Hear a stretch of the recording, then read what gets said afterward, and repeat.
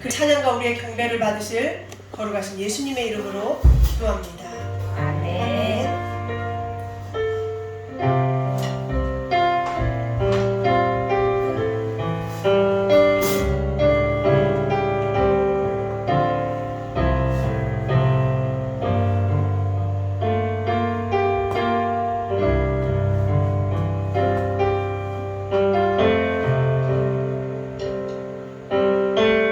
정직한 마음 주시옵소서.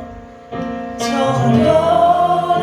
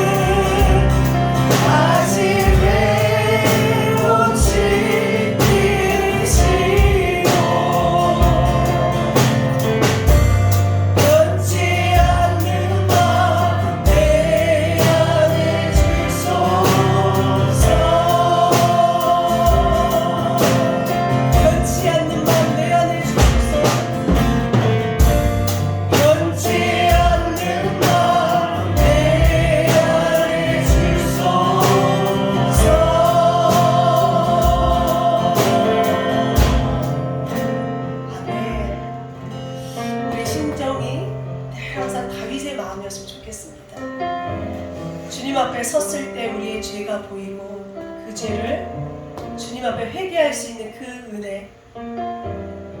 어떤 분이 그러셨죠? 스승님한테 도대체 은혜가 무엇입니까? 이런 질문을 했을 때 그 스승님이 깊은 바닷물로 가서 이렇게 수영을 하면서 막 이렇게 수영을 하고 있었어요. 은혜가 무엇이냐면 지금 네 옆에 있는 이 바닷물만큼이 네 주위에 있는 모든 것들이 은혜다, 이렇게 얘기를 했다고 합니다. 정말 여러분이 이 시간 주님의 인도하심을 받아 이곳에 온 것도, 또 주님을 입술을 벌려 마음을 열어 하나님 아버지께 온전하게 이 시간 전심을 다해서 하나님을 찬양함도 주님의 은혜임을 우리는 믿습니다. 아멘. 이 시간에 정말 깨닫는 은혜, 주님의 은혜가 함께하는 그 은혜가 우리 안에 넘치기를 주님의 이름으로 축복합니다. 아멘. 다음에 박수하시면서 찬양하겠습니다.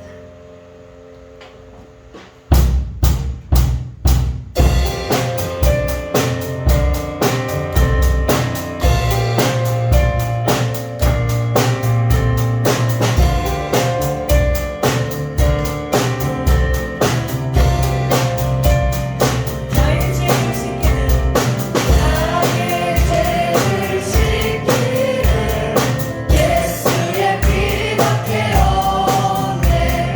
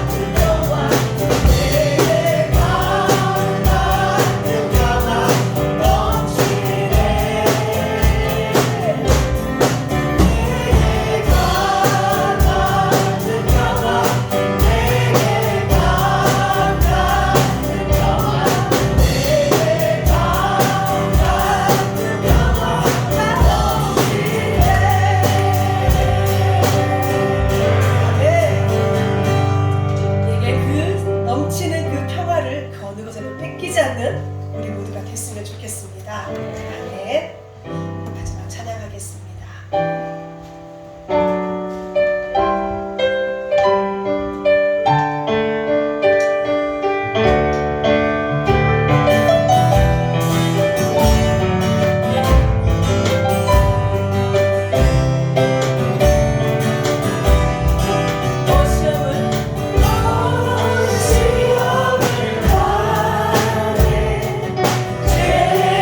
짓지 말고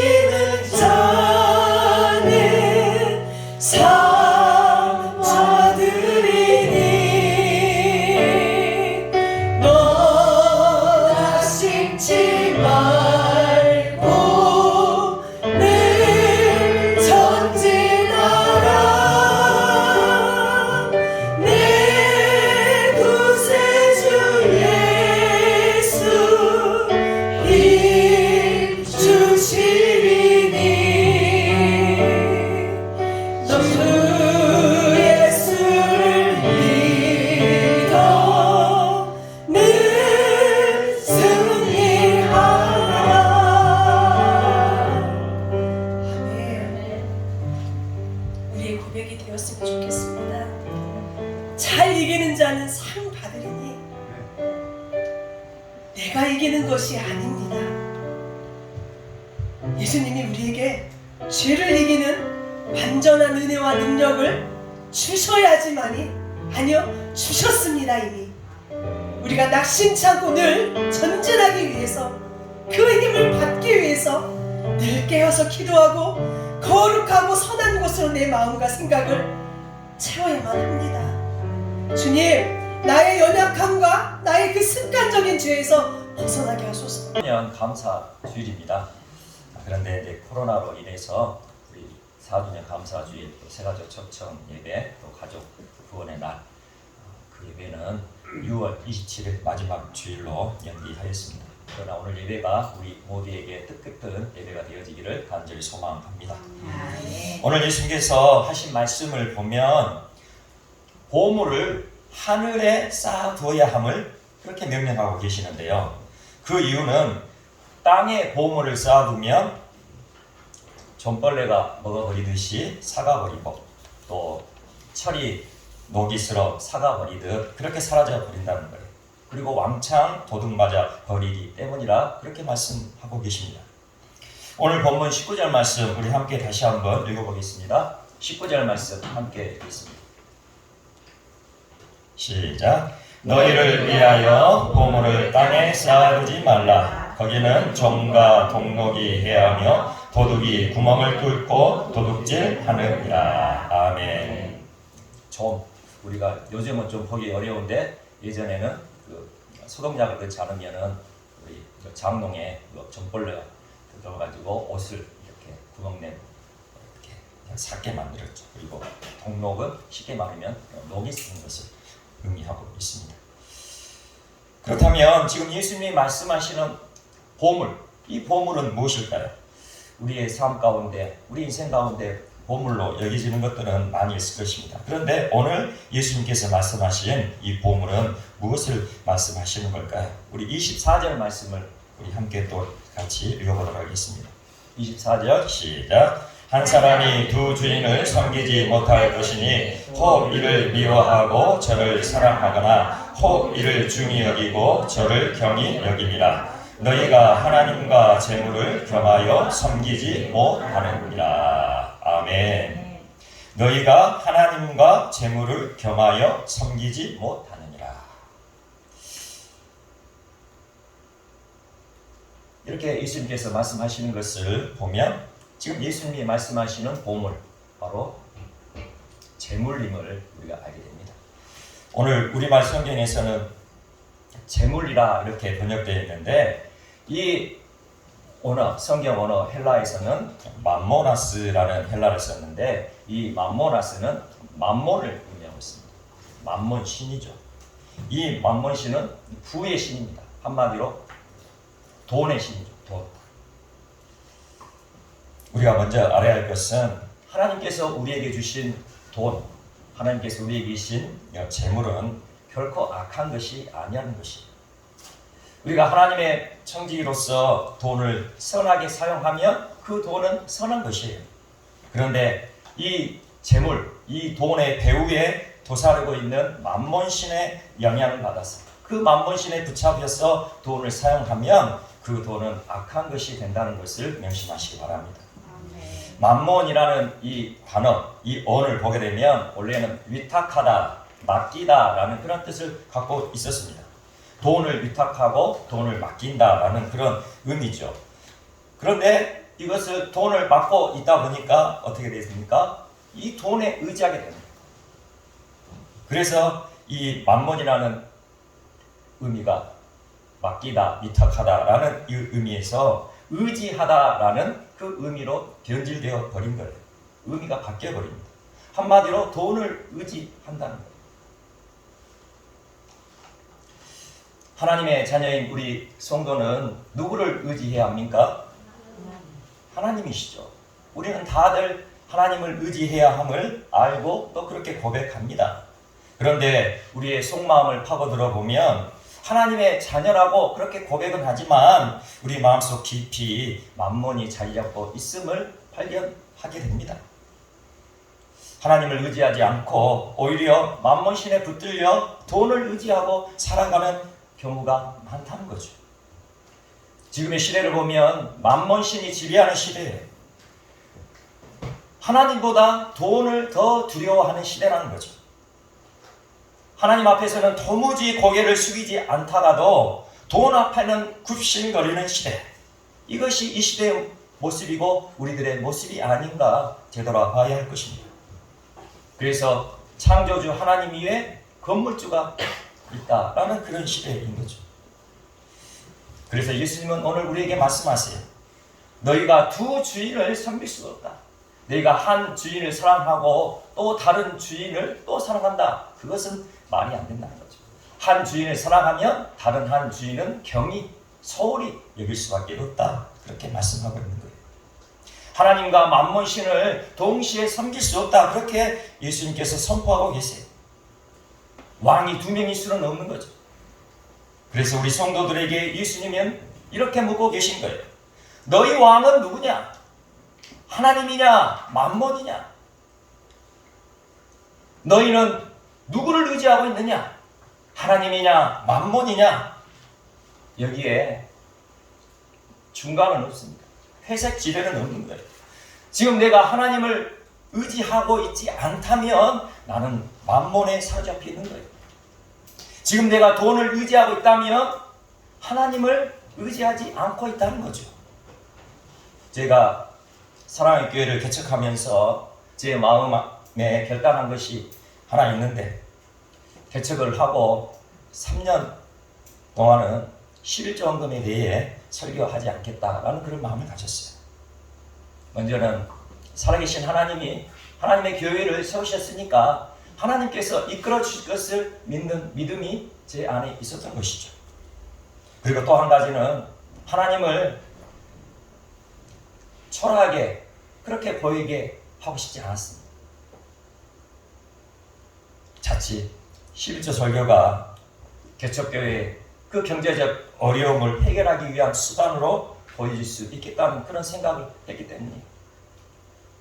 물론 하나님이 세우신 교회, 하나님께서 이끌어 가시지만 하나님께서 택하시고 부르신 성도들의 헌신과 충성을 통하여 교회가 세워져 갑니다. 그런데 그 헌신과 충성이 억지가 되고 강요가 되어진다면 하나님께서 기뻐하시는 교회는 될 수가 없는 거죠. 그런데 지난 4년을 되돌아보면 하나님의 은혜였다라고 고백할 수 있습니다. 우리 모든 교우들의 헌신과 충성으로 우리 사랑교회가 점점 성장하고 있기 때문입니다.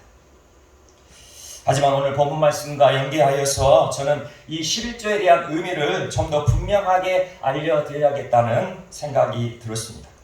왜냐하면 지금 이 시대에는 11조에 대한 오해가 너무나도 널리 퍼져 있기 때문이에요. 우리가 쉽게 보는 유튜브 한번 이 11조에 대해서 한번 검색을 해보세요. 어떤 영상들이 있습니까? 11조 하면 지옥 간다는 영상이 있어요.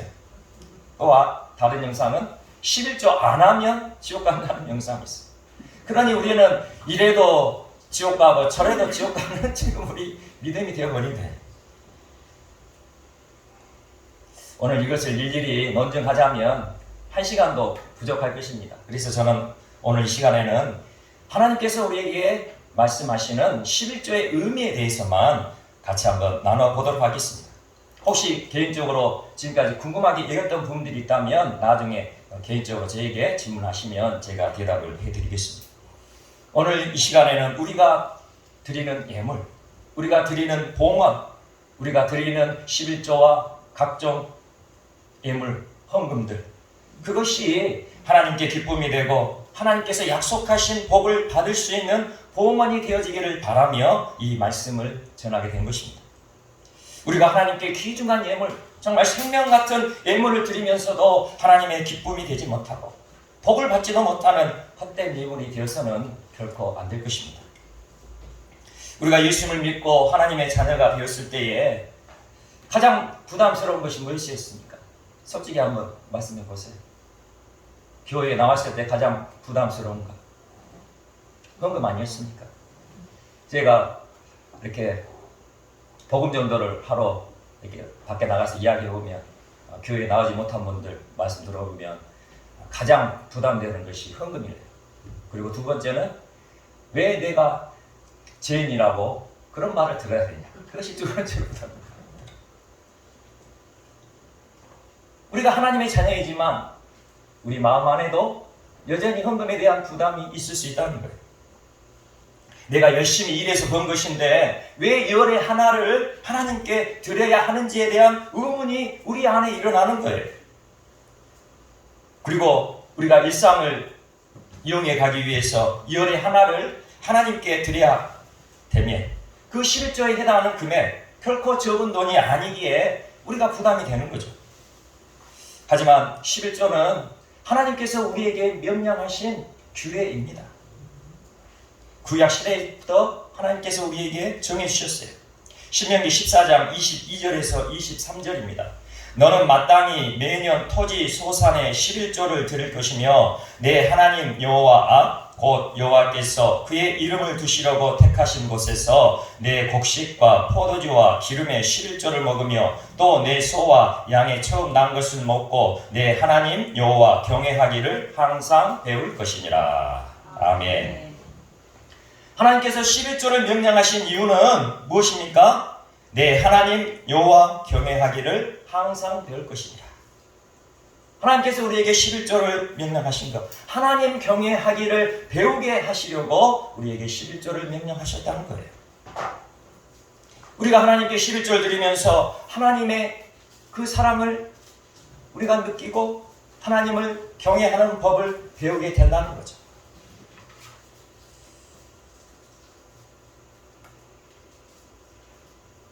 우리가 11조를 드린다는 것은 하나님께서 우리의 모든 공급자이심을 믿고 의지함을 의미하는 것입니다.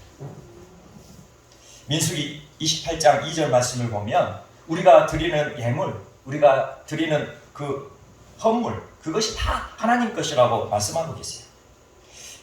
이스라엘 자손에게 명령하여 그들에게 이르라. 내 헌물, 내 음식인 화제물, 내 향기로운 것은 내 헌물, 내 음식, 하나님의 헌물이고 하나님의 음식인 화제물을 너희가 그 정한 시기에 삼가 내게 바칠지니라. 하나님의 자녀들이 드리는 그 예물, 그 헌물, 그것은 하나님 것이라는 거예요. 그러니까 하나님께서 당당하게 내 것이니 너희들이 나에게 바쳐라. 그렇게 말씀하고 계시는 거죠.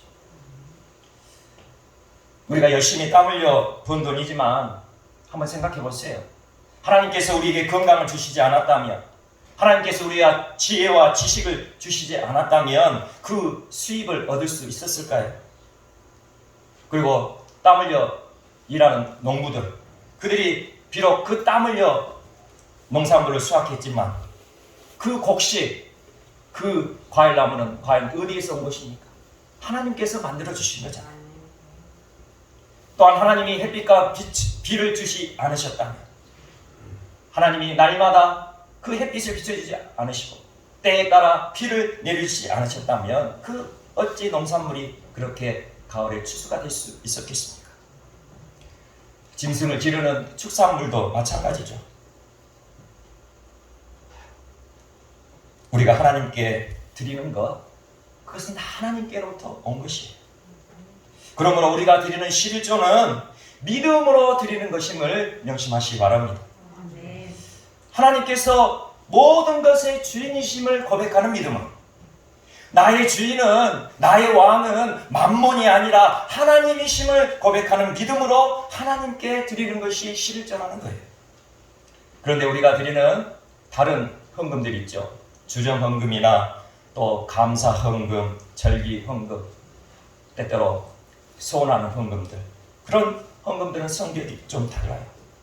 이런 헌금들은 하나님의 사랑에 감사하고 예수님의 십자가의 은혜에 감사하여서 내가 자원하여 기쁨으로 드리는 예물인 거죠. 구약시대에 하나님께서 11조를 이렇게 제정하셔서 그 11조를 받아서 어디에 사용하셨냐?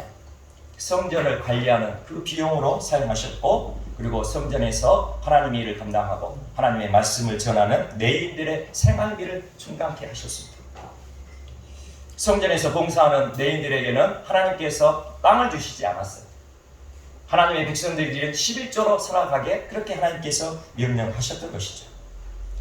그래서 하나님의 자녀들, 하나님의 백성들은 1년 동안에 열심히 일한 대가가 만약 짐승이면 짐승으로 11조를 드리고, 만약 곡식이면 곡식으로, 과일이면 과일로 10분의 1을 그렇게 드렸던 것이죠. 하나님은 이렇게 11조를 내게 하실 때에 아주 독특한 방법을 사용하셨어요. 레위기 27장 32절에서 33절입니다.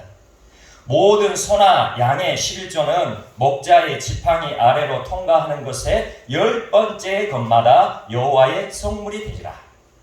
무슨 의미입니까? 소나 양을 이제 하나님께 11조로 드려야 될 때가 되면 목자가 지팡이 이렇게 들고 있는 게 목자를, 그러면은 이 목자의 지팡이 아래로 짐승들이 한 마리, 두 마리, 세 마리 이렇게 지나가게 됩니다. 그래서 10마리째, 10번째 되는 짐승을 하나님께 11조로 드리는 거예요. 그리고 또 이제 다시 한 마리, 두 마리, 세 마리 씌어서 또 10번째 되는 그 짐승을 하나님께 드렸다는 거예요. 그리고 그 우열을 가리거나 바꾸거나 하지 말라.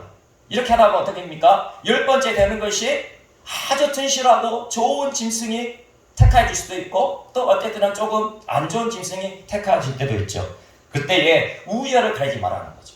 만약 좋고 튼실한 짐승이 10번째 되었다 해서 다른 안 좋은 짐승으로 바꿔서 하나님께 11조로 드려서는 안 된다고 그렇게 말씀하고 있어요.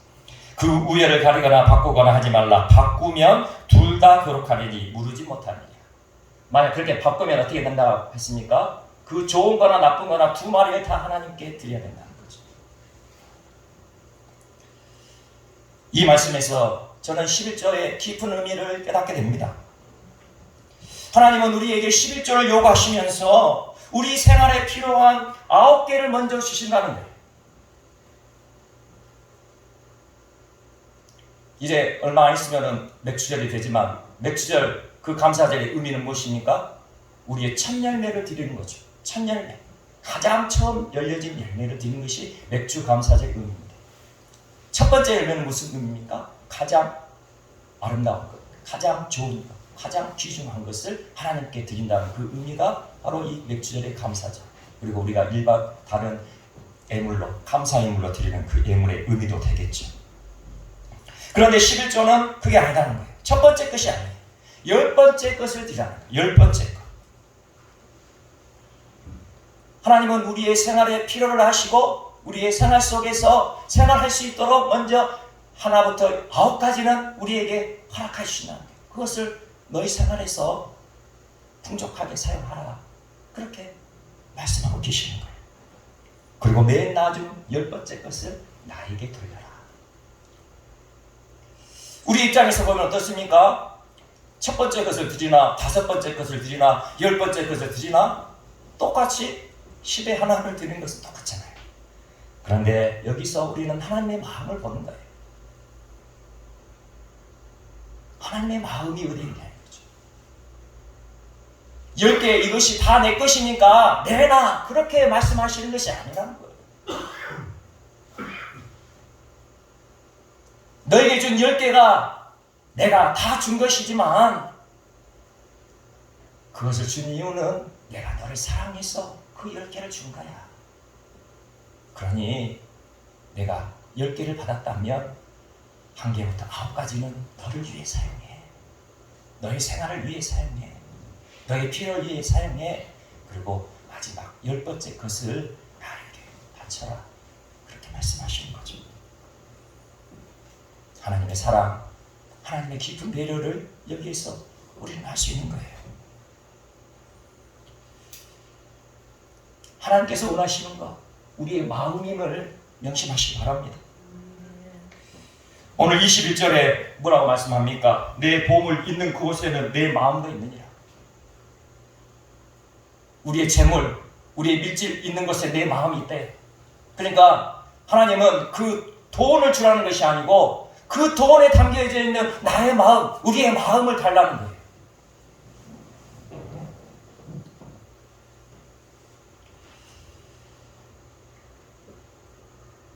우리가 하나님께 예물을 드릴 때 그 물질에 담긴 마음을 하나님께서는 받으시겠다는 거죠.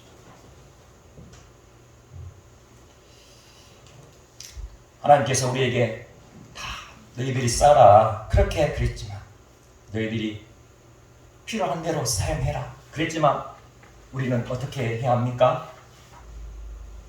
하나에서 9가지만 우리가 쓰고 마지막 그 하나는 항상 남겨둬야 된다는 거죠. 우리가 살다 보면 내가 더 쓰고 싶죠? 내가 쓰기에도 부족할 수 있어요. 그렇지만 하나님께서 나에게 열을 주셨음을 믿고 마지막 10번째는 남겨서, 내가 부족하지만, 내가 쓸 것이 있지만 그 10번째 것은 남겨서 하나님을 위하여 드리기를 원하시고 계신다는 거죠. 만약 10번째 통과하는 그 짐승이 아주 튼실하고 좋은 것 같으면 어떨까요? 우리 사람 마음이 어떻습니까? 금방 바뀌겠죠. 바로 11번째 보면은 아주 헐품없고 값어치 없는 그 짐승이 바로 따라오는데 그거다가 얼른 바꾸고 싶은 마음이 우리의 마음인 거예요. 그러나 하나님께서는 우리에게 순전하고 온전한 11조를 드리라 그렇게 말씀하고 있죠. 10번째 것, 열. 히브리어 언어에서 열이라는 이 숫자의 의미는 완전하다는 의미, 완전수예요. 열이라는 수, 완전수. 그러니 우리가 10번째 것을 하나님께 드리면 하나님께서는 우리의 삶을 온전히 지켜주시는 거예요. 하나님께 우리가 10번째 것을 드리면 우리의 마음 전부를 하나님께서 받아주시고 우리의 삶을 주님께서 온전하게, 안전하게 그렇게 지켜주실 것을 이 10번째의 11조 예물을 통하여 우리에게 가르쳐주고 계신다는 거죠. 그리고 신명기 14장 28절을 보면 제2의 11조를 말씀하고 계시는데요. 3년째 되는 해, 3년째, 6년째 그렇게 되는 해에는 11조를 한 번 더 내야겠어요. 그러니까 쉽게 말하면 10의 2조를 3년째, 6년째, 또 다시 또 3년째, 안식년 지나고 또 3년째, 또 6년째 된 날은 10의 2조를 10의 1조를 한 번 더 내라 그렇게 말씀하고 계시는데, 그 이유는 무엇입니까? 이때에는 내인들뿐만 아니라 가난한 이웃들, 나그네, 고아, 과부, 그 당시에 가장 가난하고 열악한 삶을 살았던 그 가난한 이웃들을 도와주기 위해서 그 제2의 11조라는데, 이 제2 11조를 가지고 그 가난한 이웃을 도와주라는 거죠. 여기에서 내인들, 아까 처음 드렸던 11조를 통하여 내인들의 생활비가 이렇게 충당되어지게 되고 성전 관리의 비용에 충당되어진다 했는데, 또 여기에 내인들에 대한 이야기가 언급되어 있습니다. 이 이야기는 무엇입니까? 그렇게 11조를 통해서 필요가 공급됐지만 그 중에서 또 어려운 내인들은 또 이 제2 11조를 통하여 그 어려움을 보충해 주라라는 그런 의미도 여기에 담겨 있다는 것입니다.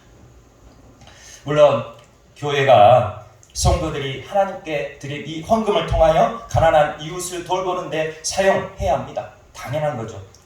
선교를 위해서도 사용하고 가난한 이웃을 도우는 그 복지를 위해서, 복지 사업을 위해서도 이 헌금을 사용해야 됩니다. 그러나 우리 성도들도 개인적으로 가난한 이웃들을 향한 마음이 열려야 있어야 된다는 거예요. 내가 하나님께 11조하고 주정헌금하고 감사헌금하고 절기헌금하고 그렇게 다 드리는데, 그러면 교회에서 당연히 가난한 이웃들을 도와주고 섬기고 하는 것인데 굳이 또 내가 개인적으로 가난한 이웃들을 또 도울 필요가 있느냐, 그렇게 생각할 수 있다는 거예요. 그러나 그것은 하나님의 뜻이 아니라는 거죠. 우리 성도들도 비록 하나님께 드릴 것을 다 드렸지만 개인적으로 우리 일상 삶 속에 가난한 이웃들을 섬겨야 된다는 거예요. 예수님이 마태복음 25장에서 마지막 심판 자리에 있는, 오른편에 있는 사람들, 좌편에 있는 사람들에 대해서 언급하신 적이 있었습니다. 그때 구원받은 하나님의 자녀들, 오른편에 있는 그 자녀들에게 뭐라고 말씀하셨냐면, 지극히 작은 자 하나에게 한 것이 바로 예수님 자신을 섬긴 것이라 그렇게 말씀하셨어요.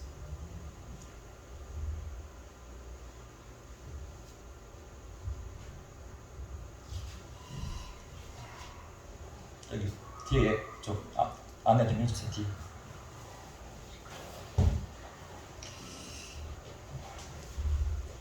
지극히 작은 자 하나에게 합니다. 지극히 작은 자는 누구입니까? 쉽게 말하면 가난한 이웃이죠. 어려운 이웃이죠. 그 가난한 이웃, 어려운 이웃, 그것을 우리가 감당해야 된다는 거죠. 가난한 자, 어려운 자, 지극히 작은 자에게 섬긴 것이 바로 예수님께 한 것이라 그렇게 말씀하고 있는 것입니다. 이것이 하나님께서 우리에게 요구하시는 하나님의 것을 선하게 관리하고 사용하는 청지기의 모습인 것입니다. 또한 예수님도 이 11조에 대해서 말씀하셨어요.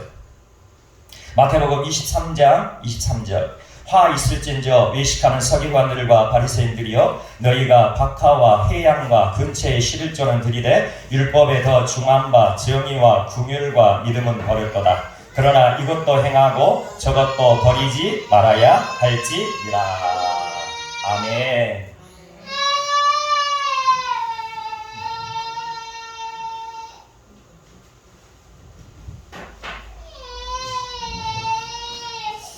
네. 오늘 예수님께서 외식하는 서기관들, 외식하는 바리새인들에게 지금 책망하고 계시는 내용인데요. 경건한 믿음이 있는 척하는 그 서기관들, 바리새인들, 그 종교 지도자들에게 이렇게 지금 책망하고 계세요. 이 외식하는 이 종교 지도자들이 어떻게 했냐면 그들은 철저히 11조를 지켰어요. 그래서 어떤 11조도 드렸냐면 우리가 쉽게 말하면 텃밭 있잖아요. 텃밭. 우리 시골에 가면 텃밭 있죠. 그 텃밭에서 채소 우리가 먹으려고 이렇게 채소를 기릅니다. 그러면 그 채소도 11조를 구별해가지고 드렸다는 거예요. 그 이유는 무엇입니까? 내가 그만큼 경건한 사람입니다 라는 것을 보여주기 위해서 그렇게 했다는 거예요. 이런 그들에게 예수님께서 책망하시면서 이렇게 말씀하시는 거예요.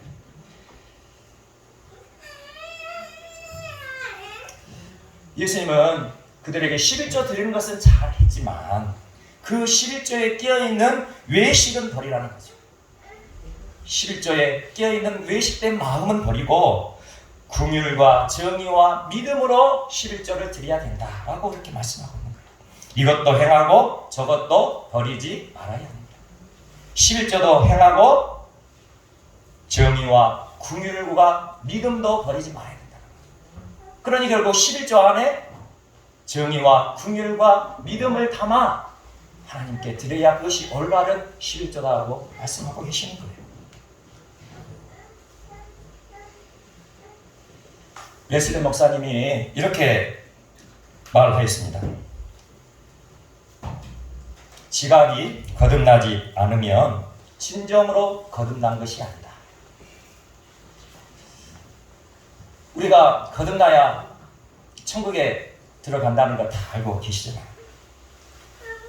예수님을 믿고 우리가 거듭나야 우리가 천국에 들어갑니다. 그런데 레슬리 목사님은 지갑이 거듭나지 않으면 진정으로 거듭난 것이 아니라 그렇게 말씀하셨어요. 지갑이 열리지 않으면 결코 마음이 열린 것이 아니죠. 쉽게 우리가 할 수 있잖아요. 우리 마음이 열리면 어떻게 됩니까? 우리 지갑이 열리잖아요. 우리가 우리의 마음의 문을 열어 예수님을 주님으로 영접하고 그리스도인이 되었고 하나님의 은혜를 받게 된다면 우리가 11조를 해야 되니 말아야 되니 이럴 논쟁할 이유가 없는 거예요. 오늘 헌금을 얼마 해야 하니 이럴 이유가 없는 거예요. 하나님의 은혜를 받고 하나님의 사랑을 경험하고 하나님을 경외하게 되면 우리의 지갑은 저절로 열려지게 마련인 것이에요.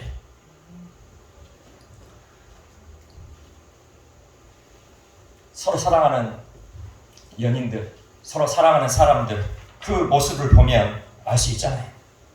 어떻게 하면 하나라도 더 줄까? 어떻게 하면 하나 더 좋은 것 선물해 줄까? 그런 마음 같잖아요. 사랑하는 사람에게 뭐라도 하나 더 주고 싶은 마음 다들 생기잖아요. 저도 결혼하기 전에 저희 아내에게 1000마리의 종이학을 받았어요. 그 1000마리의 종이학 얼마나 적기 힘듭니까? 저 같으면 아마 돈 줘보라 이거 안 줬을 것 같아요.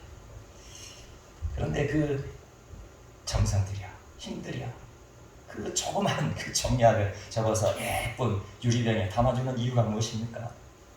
사랑하니까. 그것을 주고 싶어서 그렇게 하는 건 아닙니까? 하나님의 사랑이 느껴지면, 하나님의 사랑이 정말 느껴지면, 하나님의 은혜가 정말 경험되어지면 우리가 10의 2조를 드린들, 10의 3조를 드린들, 10의 9조를 드린들 그것이 무슨 문제가 있겠습니까? 정말 우리가 11조 드리면 지옥 갈까요? 만약 우리가 10의 9조를 드리고 10의 하나만 가지고도 충분히 생활할 수 있고, 그리고 어려운 이웃들을 도울 수 있는 여력이 있다면 우리는 정말 기쁨의 눈물로 하나님께 감사하게 될 거예요. 10의 9조를 드리고도 우리는 하나님 앞에 감사할 수 있게 되는 거예요. 우리를 사랑하시는 하나님, 우리의 보물을 결코 허투루 관리하지 않으시겠다 약속하셨어요.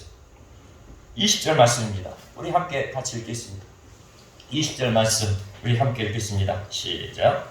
오직 너희를 위하여 보물을 하늘에 쌓으라. 거기는 종이나 동록이 해하지 못하며 도둑이 구멍을 뚫지도 못하고 도둑질도 못하느니라. 아멘. 우리가 하늘에 보물을 쌓으면 하나님께서 지켜주시고 점이나 동록이 해하지 못하고 원수들 도둑들이 훔쳐가지 못하도록 그렇게 지켜주시면, 왜 지켜주십니까? 나중에 우리가 천국에 갔을 때 하나님의 상급이 되기 때문에 그런 것 아니겠습니까? 단 한 푼도 사가버리지 않게 그렇게 지켜주시겠다 약속하고 계세요. 그리고 하나님을 경외하고 하나님을 사랑하며 모든 것이, 나에게 주신 모든 것, 이 세상의 모든 것이 하나님의 것임을 고백하며 귀한 예물을 올려드리는 하나님의 자녀들에게 이렇게 약속하셨어요. 시편 62편 12절입니다. 주의 인자함은 주께 속하오니 주께서 각 사람이 행한 대로 갚으심이니이다. 아멘.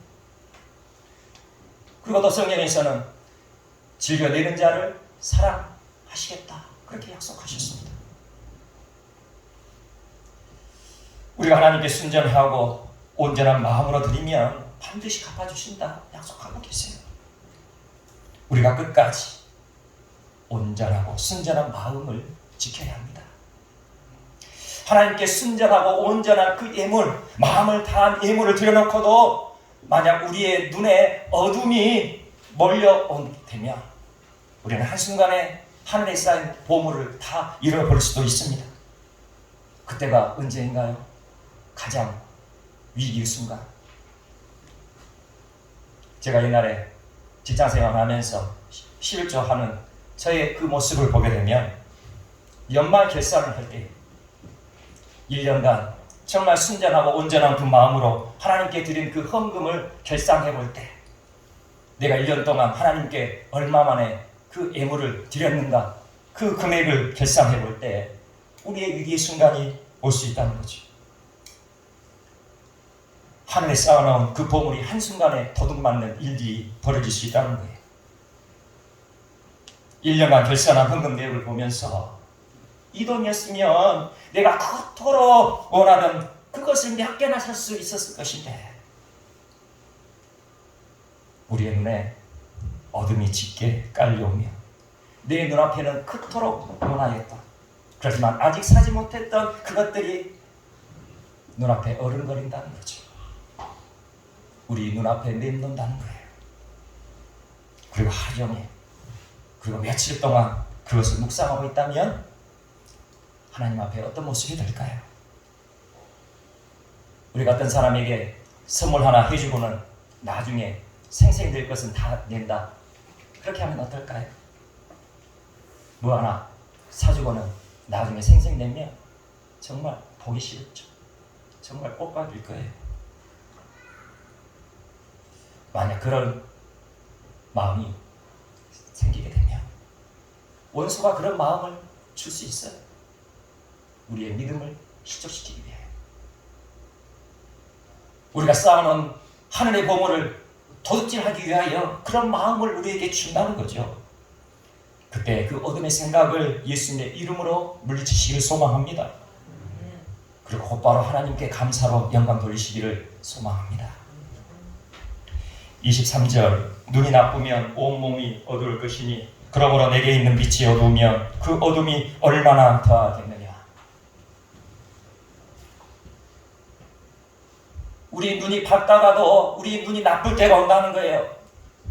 세상에 화려한 것, 내 마음속에 꼭 갖고 싶어하는 그 욕심이 자리 잡고 있을 때 우리의 눈이 나빠지고 어두워지고 결국은 우리의 믿음마저 어두워지게 된다는 것입니다. 그때 반드시 분별하시기 바랍니다. 즉시 예수 그리스도의 이름으로 선포하고 물리치시기를 간절히 소망합니다. 아멘. 시편 127편 1절에 또 이렇게 말씀하세요.